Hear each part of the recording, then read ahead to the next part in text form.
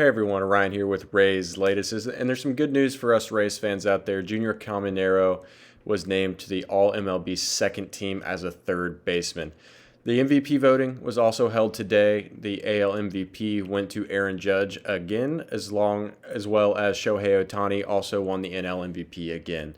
And a little cool side note with that, Topps is doing a buyback program for their Topps Chrome products. If you guys are interested in trading cards out there, I think base Otani and Judge cards are going for about $10 a piece at local hobby shops and things of that nature. So if you're into the card game, that's a good news for them winning back-to-back MVPs.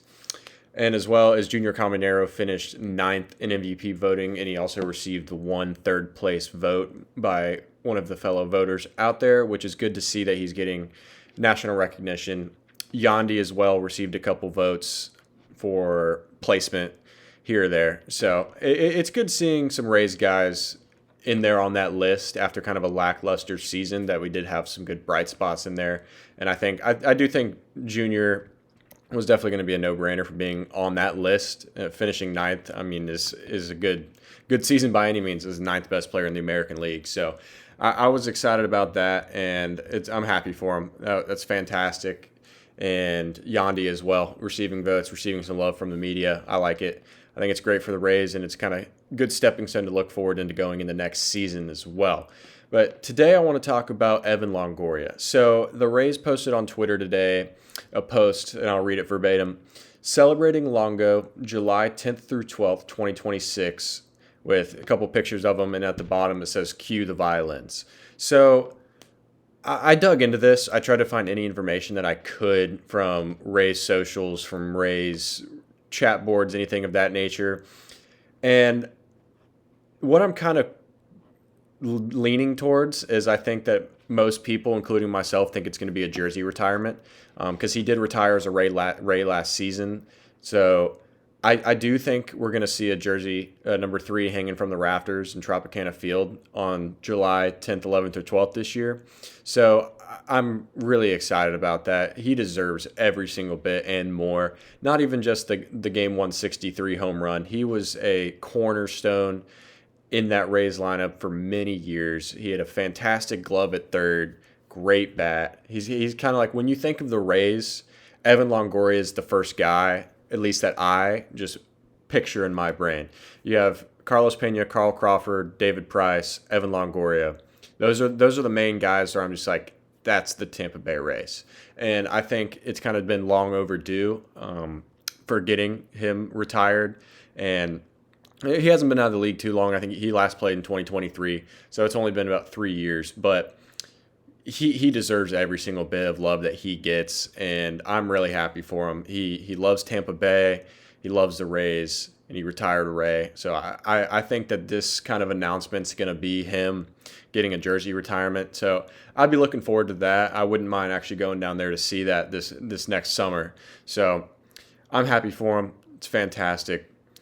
Brian Van Bell as well was assigned to AAA today after clearing waivers. Last season he had another injury. It hasn't been fully disclosed on what the injury was. He was diagnosed with UCL sprain in September, but the official diagnosis for his surgery was never announced. So you could kind of think that he had a UCL sprain. It probably led to a UCL tear and or kind of maybe just the brace surgery, or he had a full reconstructive Tommy John, which is about a 12 to 18 month recovery time. With that, the brace is about 8, I would say, on a short end.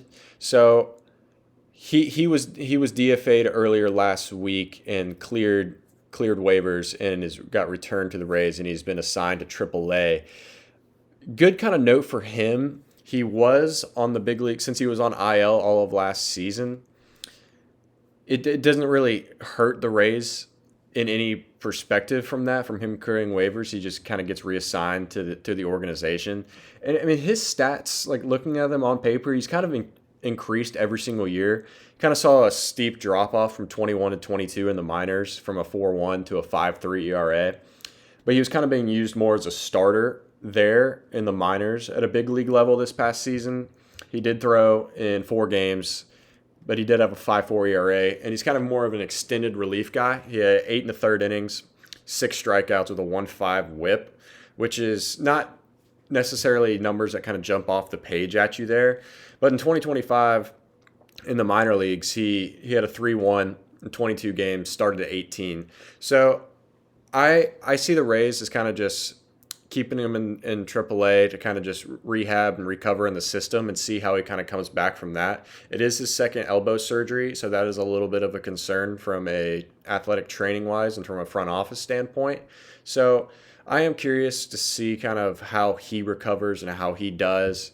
But I'm looking forward to kind of being able to see him pitch again because there is a little bit of bright spots in there. He did have 1 or 2 rough outings this year, but the stuff I think's there, and I think that he is going to play well once he gets recovered. I think it's just at the end of the day, it's being able to kind of judge how he's going to come back off the second surgery.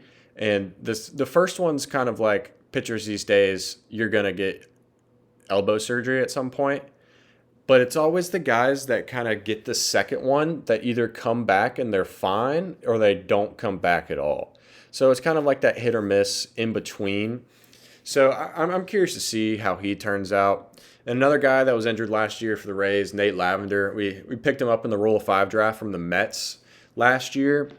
He was injured all of last season. So a good thing for Nate Lavender's side is he was on the IL for the entire season. So he was on the big league minimum contract and he got a year of service time. So that's good for him because he's kind of that little one step closer to the arbitration period where he's kind of testing the free agents market. And his signing bonus is only like $15K. So him being able to get that $750,000 and just kind of not necessarily sit there and do nothing, but he wasn't playing. So I know the rehab process for an elbow injury is a really tough and strenuous on you and on the mind and on the body. And I commend everyone who goes through that rehab process. It's really tough, I know. So commend him for that, getting the year of service time. But statistically wise, he was a really good get for the Rays in the Rule of 5 drafts, in my opinion. He didn't get a pitch for the Rays, which is kind of a bummer. But in 2023, before he got hurt, he had a 2.98 ERA and a 37% K rate in AA and AAA. So looking at stuff like that, it's the pick in the Rule of 5 draft was great. It's just we picked him up with the injury and kind of were just training him through his rehab process in our system, trying to just get him back. But I was seeing there was a lot of kind of undiagnosed setbacks and things of that nature that really weren't spoken of. And so he never really got the opportunity to touch the mound. And he got DFA'd by the Rays this past week, so he was then returned to the Mets. So it's kind of a bummer from that perspective, but like I said, again, I'm happy for him for getting the service time and getting the big league money for the 1 year.